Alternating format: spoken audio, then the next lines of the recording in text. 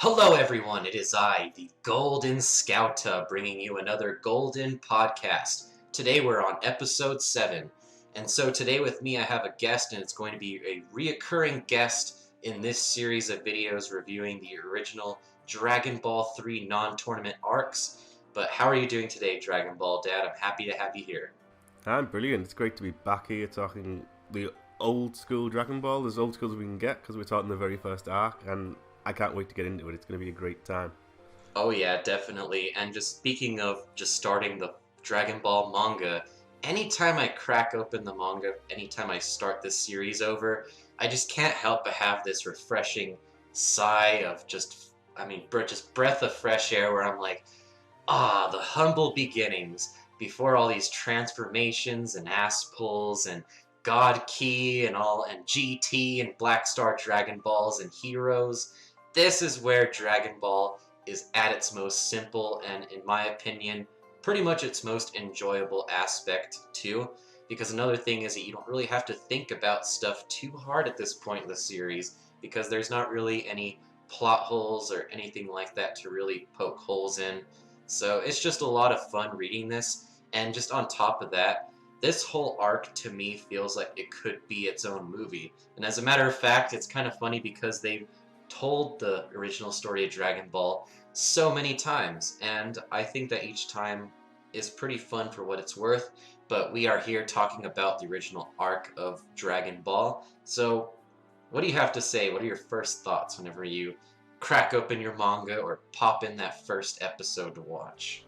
I have to say, taking it back to the first time I watched it, it was such a refreshing change because I experienced Z first, the anime, and then watched the Dragon Ball anime quite a long time afterwards before I read the manga, and seeing these characters as they were originally was just such a kind of a surprise in a way, but also very, very refreshing because you got to understand the characters so much more. Like, people who have only seen the later part of events really won't understand Goku because this is where his development comes in. It's refreshing just experiencing him as he should be, as he is in his unique kind of, I'm trying to think of the wording for this, the way he kind of is so naive to everything in the world. It's kind of beautiful seeing him like that, and seeing Dragon Ball as the comedic thing it was intended to be before it became more martial arts focused later on. And I love kind of Toriyama when he's writing that way, where because he writes just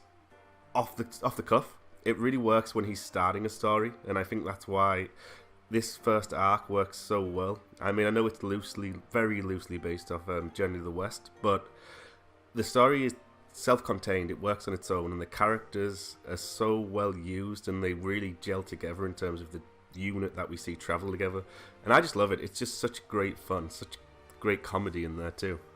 Yeah, and what really does make this arc so unique too is this is the only arc that really has its fuel in being a gag manga. And just as a matter of fact, this whole arc, you kind of have to look at it this way. This world still functions by gag manga logic. You're not going to be getting any of that shonen logic until later, because in this arc, Roshi gets impaled by a blade in the middle of the head, and a band-aid is all that requires to heal it. So you know what you're getting yourself into whenever it comes to this arc, but it's kind of hard to really kind of, I don't know.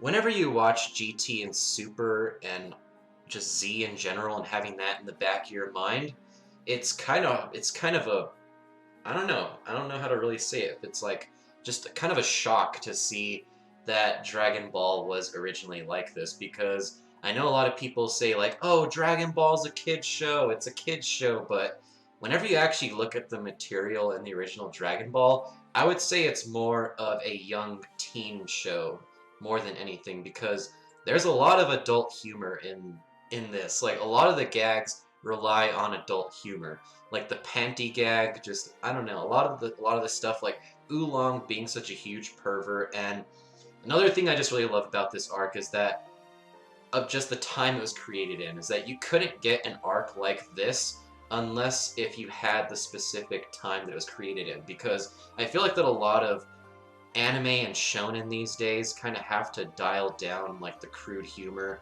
and a lot of the other elements that are kind of a little bit too adultish.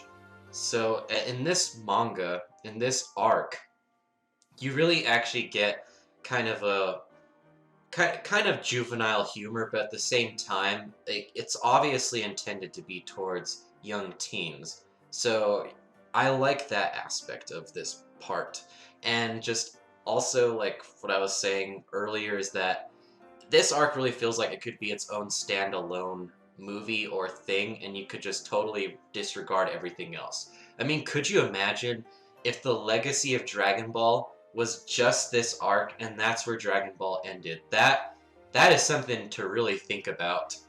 Hey, it works for me. Bulma is fantastic in this arc. She just uses every feminine charm she has to get whatever she wants, but then when it's kind of turned on its head and like Roshi wants to grope her, it's a pretty much no, no, no, don't touch me. Can you do it, Oolong? And I love that kind of twist on the damsel in distress to where it's the damsel's using her body to get what she wants. I think it really works in a great comedic way, like you say, and seeing her now, seeing how Bulma develops from that to now is a real kind of great character development, actually. Yeah, and it's just kind of funny how anytime Bulma is kind of just being just this asshole, like you notice that she always gets punished for it. And I feel like that with how PC today's crowd is, I feel like that wouldn't fly so well with like a lot of people. I mean, especially with Oolong, because Oolong is one of those unique characters that is really a product of his time, because I feel like that in today's climate, with again it being so PC, I feel like that they would not have actually let Oolong actually be the technical savior of this arc, because I mean, like he goes over and he sexually basically tries to sexually assault Bulma, and he has that whole thing where he's trying to gather like this harem of really young girls, but then he ends up being like oh, these girls are taking advantage of me and they're spoiled and all that. But what I was gonna really get at is that just because Oolong is kind of like that pervert, and like there's so much of that climate today where it's like the Me Too movement, and like I feel like that if this arc was created today, fans would not be satisfied until like Oolong was castrated or something like that. Oh, it'd be banned. It would be banned straight away. I mean, look how they've changed Roshi. I mean, Roshi is very similar at this point, and he's kind of wind down in Super to...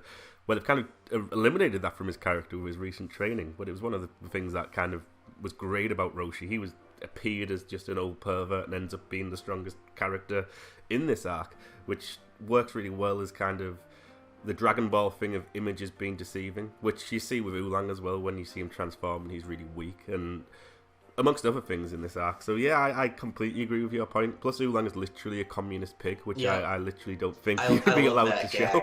That he's literally a communist pig.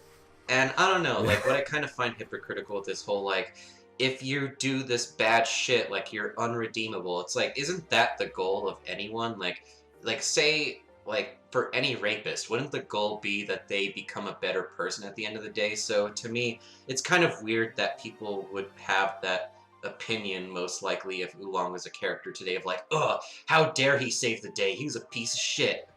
Well, really, he isn't, because he treats these women really well and they want to stay with them. Like your argument there with the rapist thing, like Oolong wasn't literally a rapist. I mean, that's a level above, but still, that's a rehabilitation versus kind of punishment argument, which is a big heavy one, isn't it? Like, can people really change? But Oolong didn't actually damage these women. They were happy with him. He was just a little bit gropey, I would guess, more so than rapey. Yeah, definitely. But I feel like that most people, because rape is so loosely thrown around, they'd call it one. But we've kind of gone on this topic a little bit. So let's just talk about just the whole dynamic between Goku and Bulma. It's a very cliche dynamic. I love it though. Like it's well written enough, because you have this character who is totally ignorant of the world, and then you have this character who knows everything about the world, and also they're actually kind of an important person, because she is the daughter of Dr. Briefs, who is the head of Capsule Corporation. So I think that the way that Bulma kind of explains everything makes it flow very naturally, because in order for info dumps not to seem so forced, you kind of have to have a reason to where they're not so forced. So Goku being ignorant about the world serves as us also learning about the world. And I actually really like that, and I think it's pretty clever of a writing technique in general. Yeah, I agree with you because, like you say, Goku gets everything explained to him at the same time as we do, so it feels natural. What I love about Goku and Bulma is just the odd couple aspect of it. And what's kind of crazy about Bulma is her natural instinct after running over a child is to shoot him in the head, which is a pretty crazy trait. He gets up, and then I love Bulma's way of kind of blackmailing people. Just doesn't work on Goku at all because he is just so naive to anything sexual to the point where his greeting to people is to pat them on the private area to determine their sexuality. Looking at his relationship with Chi-Chi now, he give her more foreplay, determining her sex than he does now because he doesn't even kiss her now. So young Goku. Hopefully that'll be a thing in the Broly movie.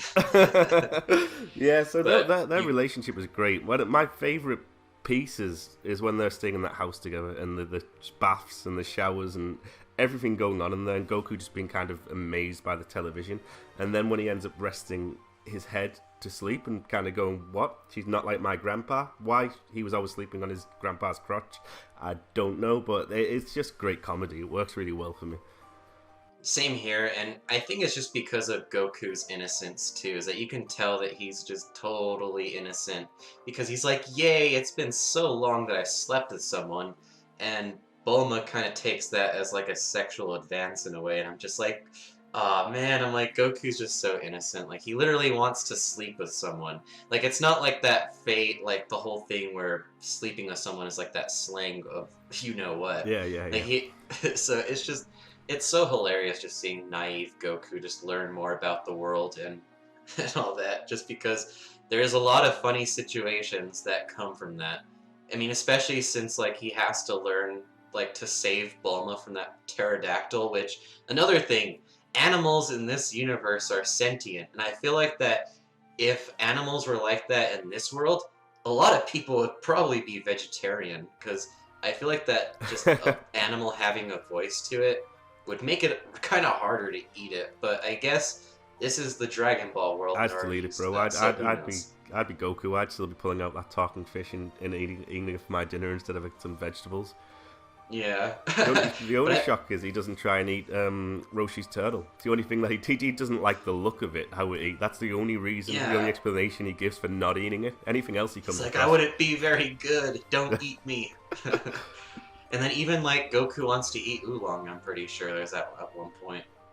But I mean, talking earlier about what we were saying about this being, like, very gag manga and very fueled by it, I would probably say the funniest gag is probably the panty gag. And it feels kind of weird saying that because it seems like such a cheap gag, but at the same time, it just keeps building up and building up, because, like, there's the no balls thing, and then Bulma flashes Roshi, and then which is already funny enough to seeing Roshi's reaction. And then again, like, you find out that whenever Bulma finds out that she didn't have any panties, and just that whole payoff moment of Goku actually explaining things, and then her reaction afterwards, oh my god. I would say that's definitely my favorite gag of this whole thing. I would say that for sure. Yeah, that is great, and it's obviously Roshi's highlight of the series for him in terms of character. I love it when they break the fourth wall. They do that a few times here, and we actually see is it Yamcha they put through the panel? Yes. With that rock paper scissors move. Yeah. So there is a lot of great moments in here. And it moves on. It's not just the comedy. I do think the action is kind of well done in terms of showing Goku's potential. We have the first thread of the dinosaur, which he crushes with the motorbike. I think that works really well. Then we get the bear with the sword. I don't even know he has a name, actually. I don't even know. I just call him the Bear Bandit. Yeah, and he's put down. And the first threat is obviously the first real fight with Goku is Yamcha. And the Yamcha's introduction for me works really, really well. And yeah, and you actually get to learn about Goku's character, is that whenever he's hungry, he is not at full power. Yeah, and that's where we see the pole versus the sword. We see the first glimpses of the Wolf Fang Fist and the Jinenkan, which we just mentioned, which is Goku's signature move up until the Kamehameha, and then it's replaced. Fist. What's the proper name for it? Fist of the rock paper scissors, something like that. Which I can see why they replaced rock it. scissors paper, I believe, is the order. Yeah, but I enjoyed that move, and that little battle was, I guess, the first sign of the change in direction we would see later on, with it becoming more of a battle manga. Yeah, and I don't know, like, a lot of people give Yamcha a lot of flack, but I feel like that, unless if you've seen regular Dragon Ball, I don't really feel like that those Cybermen jokes really land too much, because Yamcha's actually very formidable. Like, he's the one who actually gives Goku, like, major problems at first. Like, even though Goku is hungry, Yamcha actually gave Goku problems. Yeah, well, he's like the second villain, isn't he? Oolong's the first, and Bulma kidnaps him, so he's the first villain to kind of switch sides, even though he doesn't want to. God, I gotta love that too. It's just the fact that Bulma and Oolong are constantly just getting ripped on anytime they decide to be just jerks. Like, anytime they are jerks, they're just immediately punished. Yeah. And then Yamcha comes in as he can't talk to girls. He loses because he sees Bulma, which is I guess it's kind of his first crushing defeat because he sees a woman. He does knock out Chi-Chi later on, so he does get a real victory. Yeah, and also we get to know that he's not a pedophile, because he's like, oh, Puar, it's not like that. Because, like, Puar actually brings up the fact, like, hey, you didn't freeze up. And he's like, I'm not a pedophile. And I'm just like, awesome. And I'm just like, Yamcha ain't no pedo, guys. I feel like that should be a meme on Twitter, actually. I think it'd do quite well. Probably. But I guess what you were saying earlier about Goku and, like, learning about his potential and all that, I really like that. As much as it's crazy seeing him just bust out these crazy feats of strength against these huge dinosaurs and bears, like, he's not invincible, because whenever he tries to attack Gumao, that his attack just bounces off of him. So I like that Goku is pretty overpowered to, like, a comedic sense in a way, but at the same time he's not invincible like how he is now. Like, the characters at this point of the show, and will be for a while, are grounded enough to where somebody could reasonably come along and give Goku problems, no matter how strong he is. And I actually like that about earlier Dragon Ball. Yeah, I completely agree with you there. And it's not terms of power. You can have someone like Monster Carrot turn up and, like, be really comedic and cause a threat. And obviously the main villain of this arc, Pilaf, he's not powerful. It's all comedy kind of threat, and obviously it comes from his intellect, but it's kind of in a real comedic route. And I love Pilaf and the crew when they show up. I really do. I think they have such a good place. And they're not the Pilaf you see in Super. I mean, I don't know. I don't like what they've done with the characters these days. I agree. Because the thing is that it's so odd looking at Pilaf now, because back then he actually used to be pretty ruthless and actually, like, treated Mai and Shu like dirt. Because, like, I remember there was, like, one scene in the anime where, like, he, like, gets, like, he gets, like, this machine to hold them, and then he puts, like, chainsaws, like, right next to him, and he's just like, if you mess up, you know what's in store for you. And I'm like, holy crap, this is pretty brutal for Dragon Ball. Just, like, ready to chainsaw him up. I don't know how those two stay with him, man. And obviously he's very happy to pretend, well, it kind of seems like he's going to sexually assault Bulma. Obviously it's just blown kisses in the end, and Bulma's pretty like, this is nothing, but it did seem that way at one point. Yeah, because Pilaf is just like, oh, I blew a kiss to you, that's so violating. And she's just like, really? I thought you were going to sexually assault me, like I've been in this series previously. And then Pilaf is just like, you're crazy. The Bulma at this point lets people sexually assault her for favors, and not even big favors, really. Right? See, that's kind of crazy, too, because, like, I feel like that feminist today would be like, oh my god, she's using her sexuality as a weapon. Tropes versus women. A lot of women do that in real life. You see those women on Twitter who earn money by showing their body. That's exactly what they're doing. Yep. But I'm going to be hated after this video, aren't I? Yeah, but we went over with Yamcha and Chi-Chi, but Goku and Chi-Chi, looking at this the first time, it seemed very one-off and funny, but It's actually pretty crazy how Toriyama busted out Chi-Chi later in the series to have Goku and her marry each other. That was actually one of those twists that I did not see coming. And yeah, I've actually said that back in my 23rd Tenkaichi Budokai video with Kiho Kai. Yeah, yeah. Well, he thought it was food. I really love that Toriyama remembered something that he'd written, so carried it on in the story. Like as you say, I didn't see it coming. I guess the only kind of disappointing introduction I had in this arc was to the Ox King, because I really thought the Ox King is built up to be someone nobody can mess with, and then he is instantly just funny, and he's a lovable character. But I thought he was going to be kind of an opponent that we would get to see used, but we just didn't. Just like, oh, it's Gohan's friend. But at the same time, I guess it makes sense because Gumao is way too powerful for Goku at this point. Yeah. Because if he was trained under Kame-sen, I would imagine that he would probably be at least in the hundreds range of power levels. Like, if you want to bring power levels into this, that's probably where I'd put Ox King or Gumao at. Because, yeah, I do agree with you that it was just like this crazy build-up to him, and then you see him and he looks really fierce, and Goku, his attack bounces off of him. And then all it takes is Goku to mention Son Gohan, and Gumao just suddenly, like, goes into fanboy mode, and he's like, "Really? You know him?" That's a good impression, bro. I didn't know you could do the impression. Yeah. That's the English impression, anyway. Yeah. Yeah, it's interesting to say that. Maybe they could have used him while Goku was training as an opponent under Roshi. That would have been a good use of him, actually, to kind of gauge his power. I never thought of that before.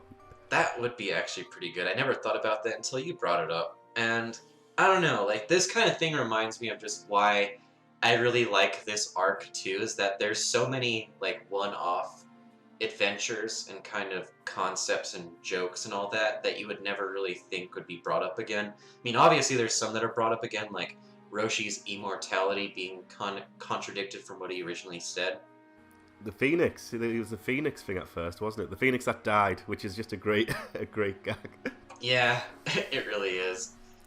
That was a great gag. I mean, it didn't have to be explained further, and I don't mind the retcon at all, just because it's not really much that really matters, because Yeah. Roshi has his immortality no matter what, so whatever. But what I was going to say is that Kame-Senin just buffing up and doing the Kamehameha, whenever I first saw that as a kid, that blew my mind, because, like, even though, like, my first arc I've ever seen was the Saiyan arc, and I knew who Roshi was kind of, like, very briefly, I guess, like, I didn't really know about how important he was in the later series. I thought he was just kind of some old man. But whenever you see him buff up for the first time, I feel like that catches everyone off guard, because it's just like, huh, you think he's so weak? Because, like, you see the fact that he couldn't guard against Chi-Chi's blade, and also I think that there was an earlier part where Goku tried to train him whenever they first met, and just kind of was like, this guy's just some weak old man pervert. And it's just kind of funny to see that he is this wise old master that he claims to be. But at the same time, what's hilarious about it is that he tells Goku that it would take 50 years to master the Kamehameha, and Goku learns how to do it. I mean, it might not be like a huge Kamehameha, but it's still hilarious just to see that. And again, it works because this arc runs on gag manga logic, so we're not at shonen logic yet, so it is excusable. Yeah, that first Kamehameha is just an epic moment. I remember thinking just like you did. I remember Roshi from seeing Z first and wondering his involvement. I knew he was his master because that's what he's referenced as throughout Z, but you don't see him in that role in Z at all. So this is kind of the build-up to how he became his teacher, and I loved seeing that it was him that created the Kamehameha, and kind of how much of a big move it was. 50 years to do it, and the impact of that first one. I mean, it blows up a full mountain, and then Goku blows up a car with his, and you instantly see the potential of Goku, kind of more so than at any other point in this arc, I would say. Yeah, I agree. And what's really fascinating to think about is that all of these young boy protagonists who want to be the best and be the strongest and fight the best they can, they are all derived from this story with Goku, because Goku is the original young boy protagonist who wants to be the strongest and the very best he can ever be. Like no one ever was. Yeah, I'm trying to think where we should move on to from them. We haven't mentioned Uzaru yet, which... Oh yeah, we did forget about something. The Carrot Master. Oh, I mean, we talked about this a little bit, but not too much into detail. I still find it hilarious on that one Team 4-Star reference where, like, he tells Trunks that, like, oh, by this time, like Goku had already, like, taken a rabbit to the moon, and even back whenever I saw that as a kid, I found that to be hilarious, and again, it's running on gag manga logic because obviously Goku or they can't breathe in space, but and like this is a problem later on in the Frieza arc, directly referenced by Frieza about breathing in space being a problem. So again, you know that we are in gag manga land. yeah. And the key thing about this is where Yamcha is first forced to kind of team with Goku. He's like on the outskirts, being a villain, following them until this point. So that's kind of how Yamcha transitions into the good guy territory. See, Dragon Ball's always changed villains into good guys, bro. Yeah, I mean some of them, not like Tao Pai Pai.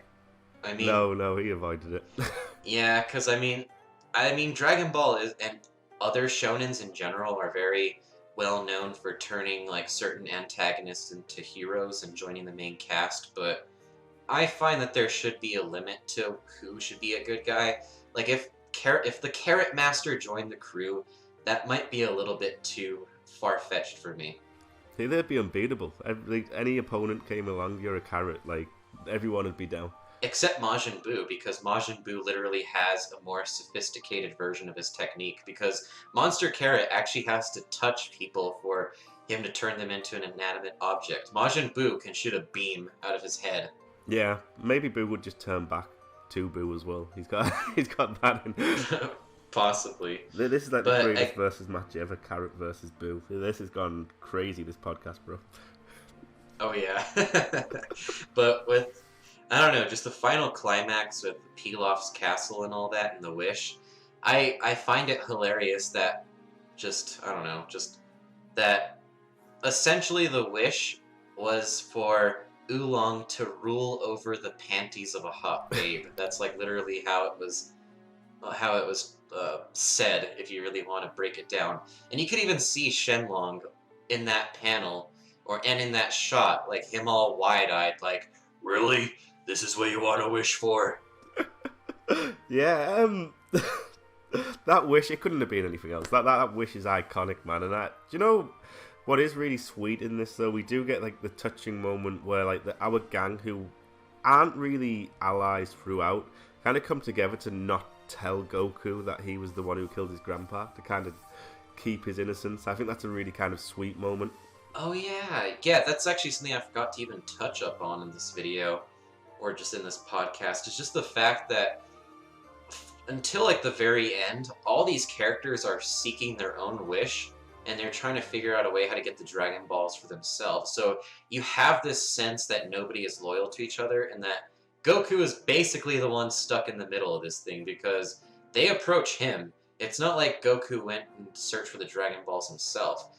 Like, all these other guys hear about the Dragon Balls and are like, oh, well, I want this wish for myself. And Goku's just like, whatever. Doesn't really have any kind of, like, agenda or anything like that. Goku just goes because he doesn't want to give up his ball. And he goes on a lie. He's told that he can keep his grandpa's only possession, this Dragon Ball, and it disappears in the end. And he doesn't even care. He doesn't even say, "You lied, Bulma. I've lost my 4-star ball." He just doesn't care. Yeah, I guess that just shows how naive and trusting Goku is. And it... Yeah, he could have just given it away at the start. It would have been no different to him. But yeah, I think the last thing before we kind of wrap this up is just talking about Goku as an Ozaru. And how hard it is to really separate that and him being a Saiyan. Because once you know he's a Saiyan, it's kind of hard not to look at Goku being an Ozaru as in that kind of lens, I guess. It's kind of hard to separate Goku from being a Saiyan, I would say, after you've seen the rest of it. But at this time, it's still nuts. I love this original transformation. I mean, You don't get a big explanation. I don't mind him not being a Saiyan. I prefer it kind of being unknown and mysterious, and this is what happens when the full moon comes on. I guess it's a play off kind of a werewolf kind of transformation, or maybe it's from Journey in the West, because I'm not really familiar with that. But I like it, and I do like that it's him who killed his grandpa, like I mentioned earlier. I think that's kind of like a nice way to end this journey for them. Yeah, I mean, Goku doesn't find out till later, but at that point, it's such a huge payoff moment, just because of how it's built up. Yeah, the rest of the gang figure it out so quickly as well. Like Goku just hasn't got a clue, but they figure out that he's the monster when they tell us the story. Yeah, and I don't know, it's just one of those little things that keeps Goku's innocence that, I don't know, makes him such a fun character at this point, because until Krillin gets killed, I wouldn't really say that Goku really loses any of his innocence until that point. No, and that moment is brutal on Goku. It's the first time we get an angry Goku.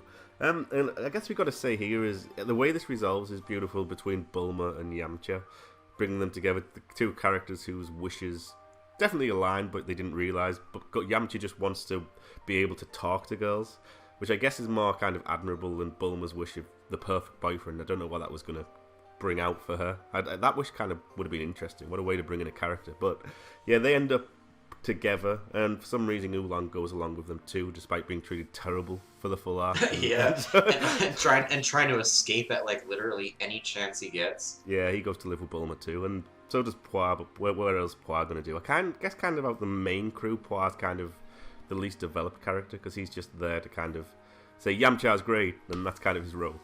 Exactly. Like, Poir is kind of a non-character in that regard.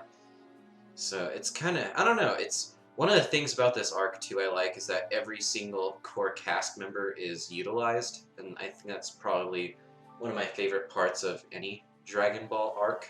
Yeah. Is just whenever you see all the characters be utilized and not just like necessarily be in the stands like in the tournaments. Like, as much as I love the tournaments, a lot of like the supporting cast are just stuck in the background just as cheerleaders. And in the Universe Survival arc, it becomes obnoxious of how much of cheerleaders, like fighters who can't compete, it's a real problem. It's a real problem that develops in Dragon Ball that just doesn't exist early on. As you say, all these characters have great interactions with each other. They all have their motives, and it really works out. I mean, even with Poir, I love Poir's interactions with Oolong, them having that history, going to transformation school together.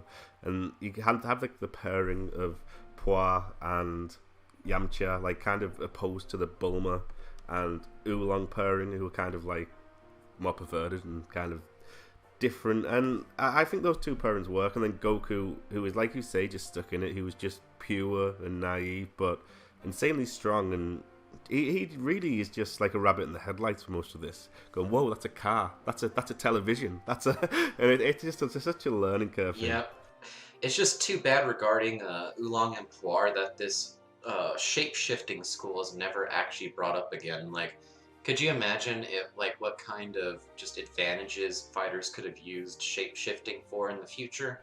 Yeah, it is a shame it's forgotten about. I mean, I don't know why we don't see them use it much at all, really, for the rest of it. Oh yeah, and just another thing I want to bring up is just as useless, I'm not even say as useless, just as non of character as Poir is, like, he still has a useful moment whenever he cuts off Goku's tail. Yes, he does, and that's kind of a lucky thing to kind of change Goku back to normal, because he does it just to hurt Goku, because he knows that his tail is a weak point, and it ends up transferring him back. But Poir is useful because he's good at transforming, whereas Oolong can only transform for like a couple of seconds or something like that. He can't hold them. A few minutes, yeah. Yeah, so Poir is a superior. Poir versus Oolong, Poir gets the victory. Oh yeah, unless if Oolong... Well, yeah, because Oolong tried turning into a fly, and then Poir turned into a fly swatter. So yeah, immediately you know that Poir is the most cunning of the two. And also just... I would actually say that this might actually be a close runner-up to my favorite gag in this thing, and it's whenever Poir is trying to beat Bulma, and Oolong is, Poir is trying to beat Goku, and Oolong is trying to beat Bulma, and like both of them are so ridiculously stupid that they can't even recognize they're talking to somebody who looks pretty much like a bootleg version of that character. Well, Like, that stuff on the bus Oolong's Oolong's Bulma is all fat, and then Poir's Goku just has like hair just like sticking up in every direction, like not even the Goku hair, and like Goku doesn't even have like irises. He just has like the pupils. It's just that it's full great. thing on the bus is hilarious. That's when Goku's drugged, isn't it? And that's where Yamcha gets to see Bulma naked, and it's the only thing he's not prepared for, man. Quite kind of an odd reaction though, because it's like seeing a girl naked doesn't necessarily like inquire talking to them. So like whenever he sees a Playboy magazine, is he just like in shambles? It's just kind of weird to me. He must be, bro. He must be. He just can't enter the store, I guess. But yeah, Yamcha's still a badass character at this point in the show, even though like he does have that one afraid of women quirk that he has. I don't know. If you guys think you're bad with women, like Yamcha is, he takes the biscuit, man. I mean, and then later on, he becomes a ladies' man. yeah, too much of a good thing. I guess Bulma showed him the ways of the world, and that was it. That was it for him. Yeah, so I would say it's a good time to talk about our final thoughts, unless if you have anything else you really want to bring up. No, final thoughts. I think for anybody who hasn't experienced old school Dragon Ball, it's really something that you have to go back and watch, because I know we've talked a lot about the comedy, but if you really want to get to know the characters, this is something you've got to experience, because you will understand them a lot more. You will get the reasons why Goku is how he is, and you'll have a great time. I mean, this arc's mainly comedy, but after this, we do get a ramp up into more action, but it is all just filled with great character moments, great development, and it is the best portion of Dragon Ball, the early stuff, in my opinion, so you need to check it out. Same here, and while I might not necessarily say that this arc was like a straight-up masterpiece, I would still have to say I would give it at least an 8 out of 10. Yeah, it worked really well as an introduction, so I would say like 7 to 8. Yeah, it's exactly the same kind of ballpark. Yeah, alright, well, I think that's the end of the podcast for today. Thank you so much for joining me, Mark. I'll be seeing you in the next Dragon Ball podcast where we discuss the Red Ribbon Army arc. And guys, if you want to see that, if it's already up, I'm going to link it right now in the video so you can click on it. So with that, have a great day, and thank you so much for listening to us, guys. Have a good one.